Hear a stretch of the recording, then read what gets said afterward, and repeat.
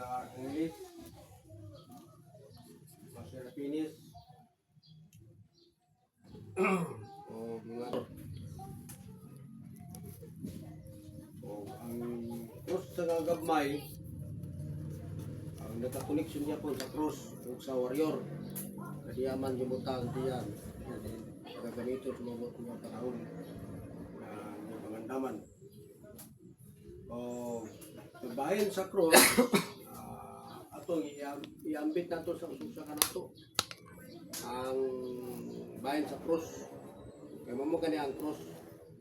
Sa ato gawom, alang sa tao ang ating moto sa cross, alang kanila binuwang. Kung alang sa nagto sa cross, gawom ini.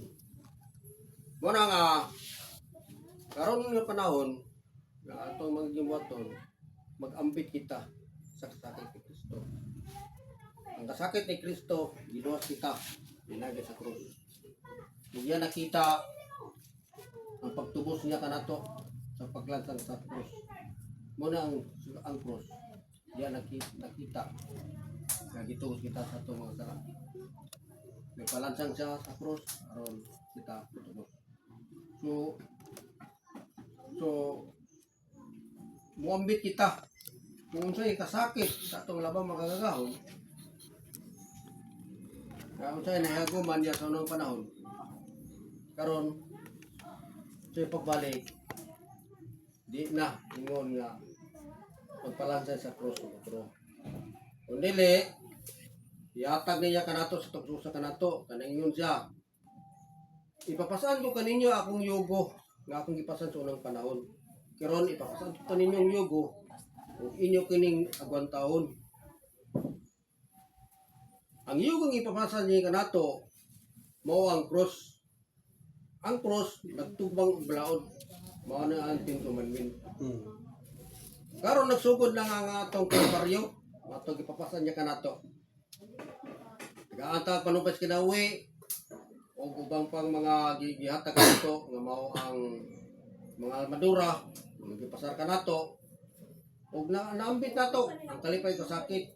Naambit sa nato ang pagtamay o pagyubit kanato. Pagyubit nya in nganlan ta dili maayo. Muna siya nga basta mag-ambit ka kaniya, yubito ng ika. Tamayo ika kay mato pang ang ingon nga. Ulay magsunod kang Kristo. Ulay bisa usa nga magsunod sa sagrado sa isi sagrado kusutyo kundi tamayon jud. Pagyubiton o pagtamayon. O butang-butang sa sala nga wala nimo mabuhat. Wala buhat. Muna nga karon sa pagkakaron nga agdingon ko kamo nga karon diya na kita paingon. Sa matag sulod na to simbahan, dagkot kita sa dila diha. O kay 39 mga atong pangadion. So 39 na. Pag ko madalo da ka ritso, diyan na pangadi na ka sa imong gikan sa plataporma, mga ligi uban pa intiro na. Okay, pagod mo intiro na.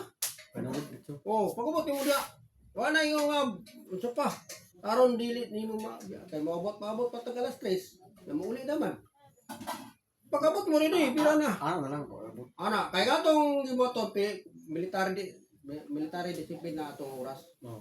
Pag abot mo din alas 8. Pag alas 8, yan ka din Nay sa kauras. Sa kauras para alas 9. Quarter to 1, ready ka na. Pag untok alas 9, birada na dayon. So imong paghalad mo nay sa kauras. Napay mga 20 minutes, makahalad ka pa. O makarelax ka pa. Makailis ka pa, makatabi pa ka, o sa badya, o mga musta. Nga na, military discipline ang atong oras na karon nga atong wa na ingon nga, doon na pa ingon nga, unya ta makatingan sa, ana, maabtan man ta sa kwan, masahop, pagsahop sa adlaw. Muna nga, gikan karon, kay, ito naman ta, ako naman, so, sa pag utro ini nga kwan nga katimbanon 0-0 na ta.